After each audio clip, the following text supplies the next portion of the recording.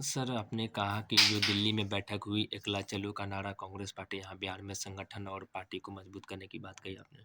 दोनों बातें साथ चलेंगी।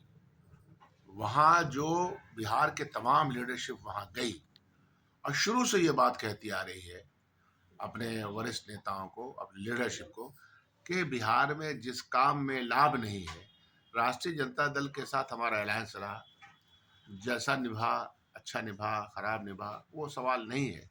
सवाल ये है कि अब हमको उसका लाभ नहीं है। अच्छा, वो लोग भी कह रहे हैं, जब अलायंस की बात आती है तो वो लोगों का भी जो ट्रीटमेंट होता है हम लोगों के साथ कि इनकी वजह से हार गए, अभी भी कह रहे हैं कि कांग्रेस पार्टी की वजह से हार गए। तो ये तो कहना गलत बात है ना।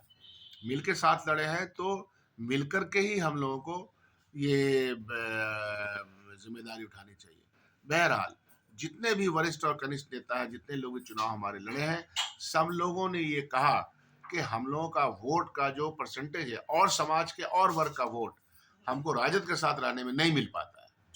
ये उनकी समझ है, तो ये लीडरशिप को कही गई है बातें। लेकिन सिर्फ यह बात कहने से तो काम चलेगा नहीं। बिहार में हमको एक बहुत ही मजबूत संगठन खड़ा करना पड़ेगा।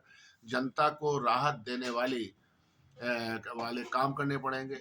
ये जो एंटी पीपल्स पॉलिसीज हैं बिहार सरकार की और मौजूदा सरकार की और देश की सरकार की, उसके खिलाफ जन आंदोलन में जाना पड़ेगा। आंदोलनों के और संघर्ष के गर्भ से ही पार्टी बनेगी और पार्टी मजबूत होगी।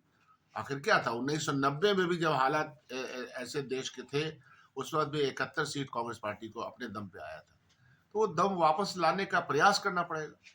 उस प्रयास के लिए हम लोगों ने कहा है और वो होगा, हो सकता है, उसमें कोई दिक्कत नहीं। समाज का और वर्ग भी कांग्रेस के साथ जुड़ने को तैयार रहता है, लेकिन नहीं जुड़ पाता है कि हम एक समीकरण में रहते हैं।